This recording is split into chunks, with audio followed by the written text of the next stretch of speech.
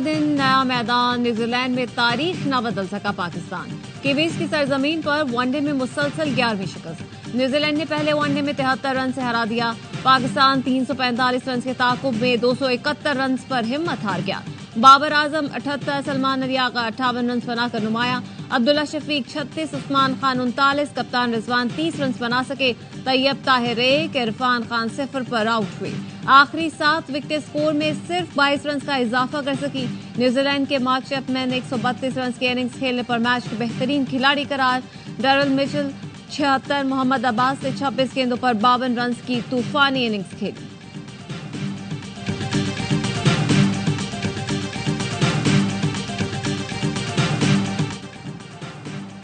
कराची में कोरंगी क्रॉसिंग के करीब लगी आग पर 11 घंटे बाद भी काबू ना पाया जा सका। आग तीसरे दर्जे की करार। फायर ब्रिगेड की 10 गाड़ियां, वाटर टैंकर आग बुझाने की कोशिशों में मसरूफ। फायर ऑफिसर का कहना है कि आग की शिद्दत के बायस पानी और फोम के इस्तेमाल का फायदा नहीं हो रहा। कोशिश कर रहे हैं रेत की मदद से आग को बुझाया जाए। कमिश्नर कराची हसन नकवी कहते हैं, ऐसा लगता है जाबुका पर गैस का कोई जखीरा है। आग की सूरत हाल रात जैसी ही है। जाबुका पर बोरिंग की जा रही थी।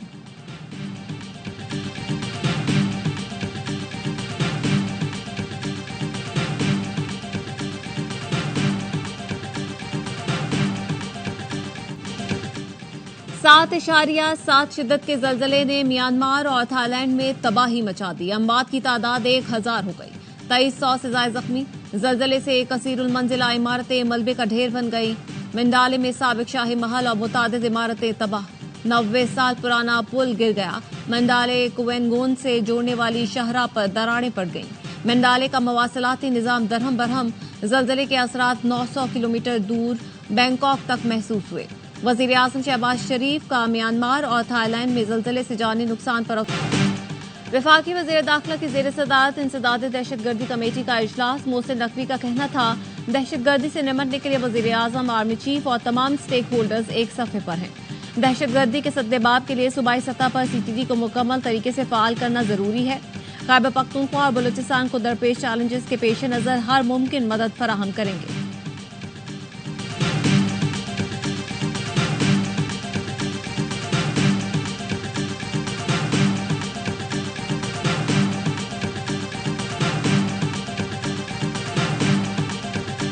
डेरा गाजी खान पुलिस ने सरहदी चौकी लखानी पर दहशतगर्दों का हमला नाकाम बना दिया। पंजाब पुलिस की जवाबी कार्रवाई में एक दहशतगर्द हलाक, मुतादिद के जख्मी होने की इत्तला। 20 से 25 दहशतगर्दों ने लखानी चेक पोस्ट पर हमला किया। दहशतगर्दों ने हमले में मार्टर गोलों, रॉकेट लॉन्चर्स का बेदरग इस्तेमाल किया। दहशतगर्दों के हमले में पुलिस के जवान महफूज रहे। It's a dynamic where we're aware of certain problems, human rights issues, etc. But again, we seem to be in a series here of things that I want to take back on this. तर्जुमान अमरीकी महकमा खारजा से अफगानिस्तान के तालिबान हुकूमत की जानिब से Daesh, TTP और दीगर ग्रुप्स की सरपरस्ती से मुतालिक सवाल। टेमी ब्रूस से पूछा गया, पाकिस्तान ने मतलूब तरीन दहशतगर्द को अमरीका के हवाले किया। अमरीका पाकिस्तान में दहशतगर्दी के हालिया वाकयात को कैसे देख रहा है? टेमी ब्रूस का कहना था कि अमरीकी इंतजामिया अफगान तालिबान हुकूमत के मसले से आगाह है। मैं आपको इस सवाल का जवाब बाद में देना चाहूंगी।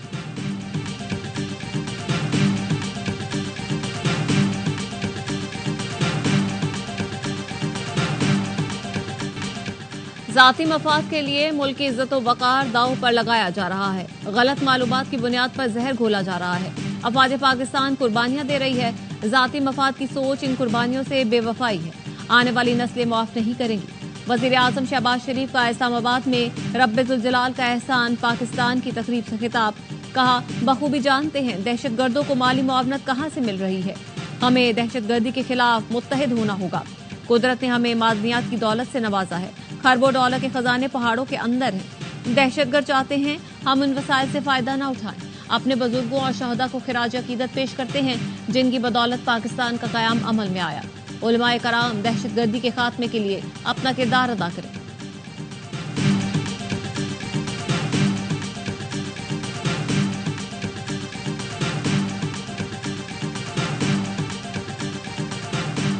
दरियाए सिंध पर नए कैनाल यकतरफा फैसले के तहत नहीं बनाए जा सकते।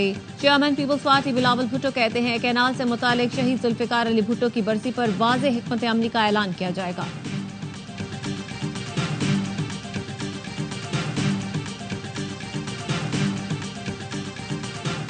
वफाकी हुकूमत अमन के लिए संजीदा है तो एनएफसी इजलास जल्द बुलाए। वफाक एक तरफ खैबर पख्तूनख्वा को जिम्मेदार ठहराता है तो दूसरी तरफ फंड्स अपने पास रखे हुए हैं। मुशीर इत्तलात खैबर पख्तूनख्वा बैरिस्टर सैफ कहते हैं गैर आईनी तौर पर फंड्स रोकने से जम असला में दहशतगर्दी बढ़ रही है। तंजीम साजी के माहिर किसी वजीर की प्रेस कॉन्फ्रेंस से दहशतगर्दी खत्म नहीं हो सकती।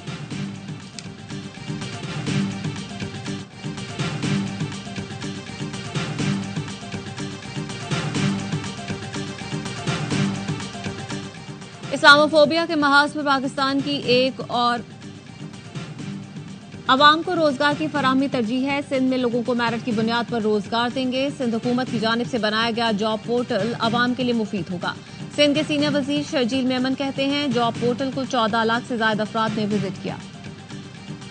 My delegation extends sincere gratitude to the support extended by all members of the group of 77 in China, OIC countries, and welcomes the constructive discussion that we had with our partners during the course of negotiations, making the consensus the first among all the consensual outcomes of this session. Islamophobia के महाज पर पाकिस्तान की एक और कामयाबी। General assembly में Islamophobia से मुतालिक करारदाद के लिए इत्तेफाक राय हासिल कर लिया। अक़वाम मुत्तहिदा में पाकिस्तानी सिफारतकार जिब्रान खान दुरानी का OIC के रुकन ममालिक और G77 से इजहार तशक्कुर। चीन समेत दीगर शराकतदारों का भी हिमायत पर शुक्रिया अदा किया। कहा करारदाद पर मुज़ाकरात उसकी तकमील एक बामानी अलामती अहमियत है। पाकिस्तान ने कलीदी मुज़ाकरातकार के तौर पर नुमाया किरदार अदा किया। करारदाद के मुताबिक खुसूसी नुमाइंदा बराए इस्लामोफोबिया का दफ्तर 1 अप्रैल से कायम किया जाएगा।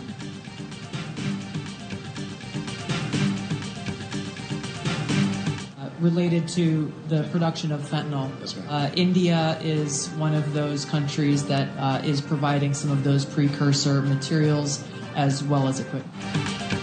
भारत गैर कानूनी फेंटानाइल का सबसे बड़ा सप्लायर है। अमेरिका की नेशनल इंटेलिजेंस की डायरेक्टर तुलसी गबार्ड ने US हाउस इंटेलिजेंस कमेटी के इजलास में भारत का पोल खोल दिया।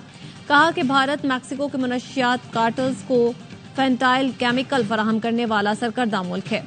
3 भारतीय शहरियों पर मैक्सिको में गैर कानूनी तौर पर फेंटानाइल की फराहमी का इल्जाम है। अमरीकी इंटेलिजेंस रिपोर्ट के मुताबिक नाइजीरिया में 40 लाख से ज्यादा अफराद भारत से स्मगल्ड अफ्यून इस्तेमाल कर रहे हैं। अक़लियतों के हुकूक की संगीन खिलाफ वर्जियों में मुलव्वस भारत अक़लियतों के हुकूक का चैंपियन बनने की पोजीशन में नहीं। तर्जुमान दफ्तर खारजा कहते हैं भारत में अक़लियतों पर हमले हुकूमती सरपरस्ती में होते हैं। भारत में अक़लियतों के खिलाफ नफरत, इम्तियाज और तशद्दुद की सरपरस्ती की जाती है। भारत को दूसरों पर उंगली उठाने से पहले अपने अक़लियत दुश्मन रवैये पर गौर करना चाहिए।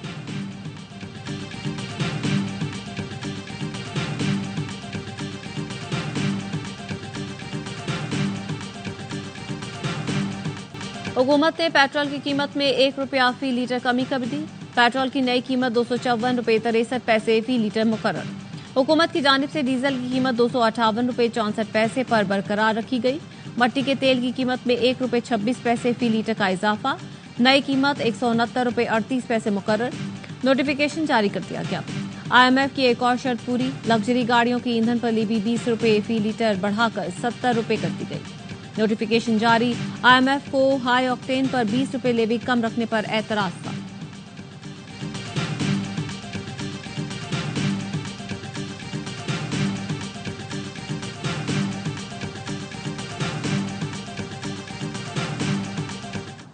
ईद की तैयारी का फाइनल राउंड। बाजारों में रश ऐसा कि दिल धरने की जगह नहीं। कपड़े, जूते, झुमके और चूड़ियों की खरीदारी।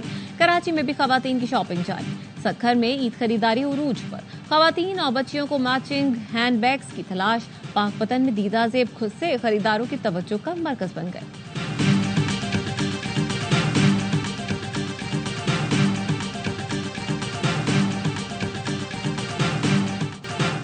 वीट बरामदगी केस में मुलजिम साहिर हसन से मिलने वाला मोबाइल फॉरेंसिक के लिए लाहौर भेज दिया गया। तफ्तीशी ज़राए का कहना है मुलजिम साहिर हसन के दीगर साथियों को शामिल तफ्तीश करने का फैसला किया गया है। मुलजिम बासिल की ट्रैवल हिस्ट्री भी FIA से मांगी जाएगी। मुलजिम के साथी मुल्क के दीगर शहरों से मनशियात का नेटवर्क ऑपरेट कर रहे थे। 3 अहम मुल्जिमान के खिलाफ शवाहिद भी हासिल किए जा चुके।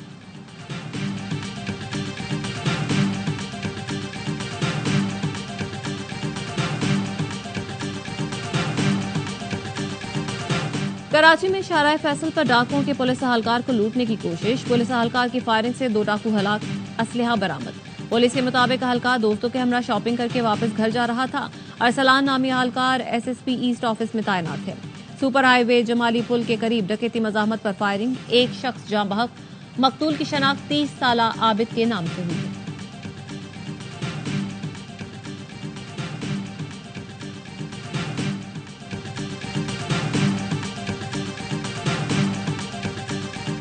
वज़ीर आला केपी अली अमीन गंडापुर ने ईद पर कैदियों की सजा में 2 माह कमी का ऐलान कर दिया। महकमा दाखिला खैबर पख्तूनख्वा ने एलामिया जारी कर दिया। एलामिया में कहा गया है मुआफी का इतलाक दहशतगर्दी, कत्ल, अगवा और दीगर संगीन जुराइम पर नहीं होगा। सजा में कमी सिर्फ मामूली नौयत के जुराइम के कैदियों के लिए है।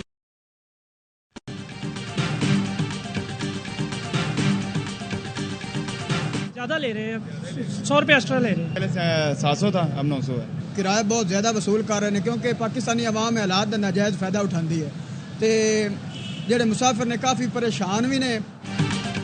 मुसाफिरों से जायद किराया वसूल करने वालों के खिलाफ कानूनी कार्रवाई की जाए।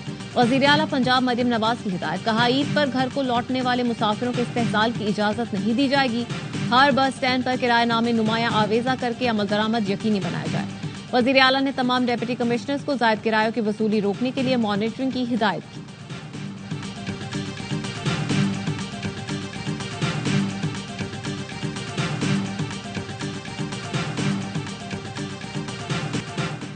पाकिस्तान में गैर कानूनी तौर पर मुकीम गैर मुल्कियों और अफगान सिटीजन कार होल्डर्स के लिए पाकिस्तान छोड़ने में 3 दिन रह गए।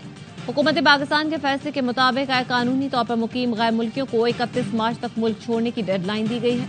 मुद्दत के बाद पाकिस्तान में रह जाने वालों के खिलाफ कानूनी कार्रवाई की जाएगी।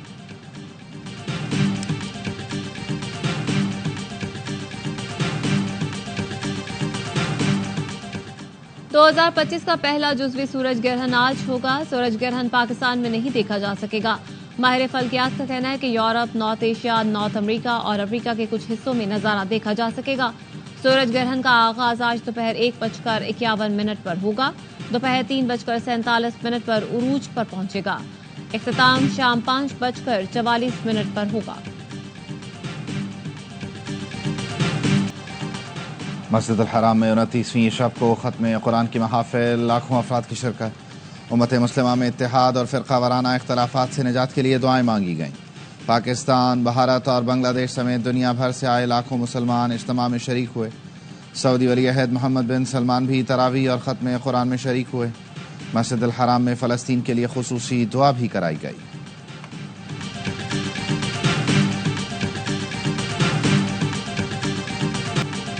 इसराइल ने जंगबंदी के खिलाफ वर्जी करते हुए गजा वालों पर कयामत ढा दी। इसराइली फोर्सेस की जनूबी और शिमाली गजा में वहशियाना बमबारी। 24 घंटे में 40 फलस्तीनी शहीद हुए। 10 रोज में इसराइली बमबारी में शहीद फलस्तीनियों की तादाद 900 हो गई। 2000 अफराद जख्मी। जंगी जुनून में मुब्तला इसराइल ने लेबनान पर फजाई बमबारी शुरू कर दी। नवंबर में जंगबंदी के बाद इसराइल ने पहली बार लेबनान पर फजाई बमबारी की।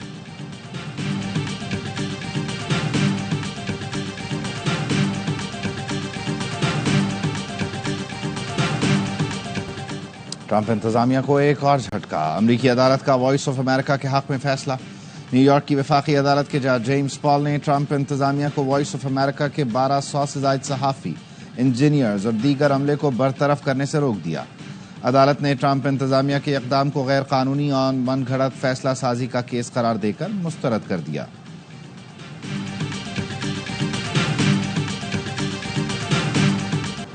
एलन मस्क ने एक्स अपनी ही कंपनी को फरोख्त कर दिया।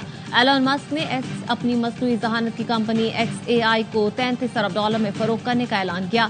मकसद एलन मस्क की मुख्तलिफ कंपनियों को आपस में यकजा करना है ताकि मसनूई जहानत के मॉडल्स की तरबियत को मजीद आसान बनाया जा सके। एलन मस्क ने इस इक़दाम को बड़ी हिकमत अमली का हिस्सा करार दिया।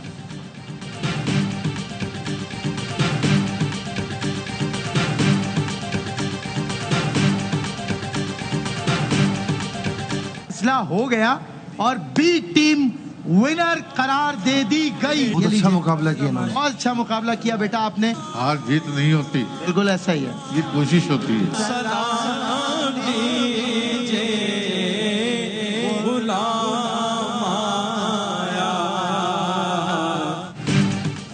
QTV का क्विज शो मालूमात का खजाना। टीम ए और बी का ग्रैंड फिनाले में टाई पड़ गया। फिर सवाल हुआ तो टीम ए हिम्मत हार गई। टीम बी ने जवाब देकर कांटे का मुकाबला जीत लिया। शो के मेजबान सलमान नूरानी ने पूरे महीने रंग जमाए रखा। 27 रमजान तक कारी वहीद जफर कासमी, आमिर फयाजी, मुफ्ती सुहेल अमजदी और मुफ्ती अहसन नवीद शो में स्पेशल मेहमान रहे। क्विज मुकाबले 3 टीमों के दरमियान हुए। ग्रैंड फिनाले में चेयरमैन QTV हाजी अब्दुल रऊफ की भी शिरकत। तीनों टीमों में इनामात और चेक्स तकसीम किए। शो का इख्तिताम नात ख्वानी पर हुआ।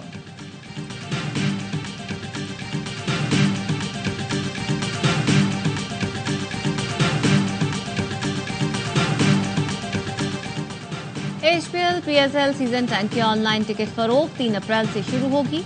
मुल्क भर में फिजिकल टिकट 7 अप्रैल से दस्तयाब होंगे। चारों वेन्यूज पर टिकट की कम से कम कीमत ₹650 रखी गई है। रावलपिंडी में इफ्तिताही मैच के टिकट 1000 से ₹8500 में मिलेंगे। फाइनल के टिकट 1500 से ₹12500 में दस्तयाब होंगे। सीजन 10 का आगाज 11 अप्रैल से होगा।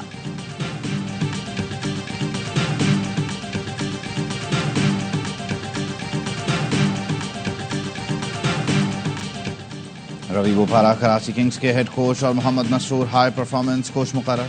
रवि बोपारा सीजन 9 में असिस्टेंट कोच थे। मोहम्मद मसरूर फील्डिंग कोच और असिस्टेंट कोच के तौर पर मुंसलिक रहे। कराची किंग्स के टीम ओनर सलमान इकबाल का रवि बोपारा की तैनाती का खैर मकदम। कहा, रवि बोपारा का बतौर खिलाड़ी और कोचिंग स्टाफ सफर कराची किंग्स के साथ गहरी वाबस्तगी का सबूत है।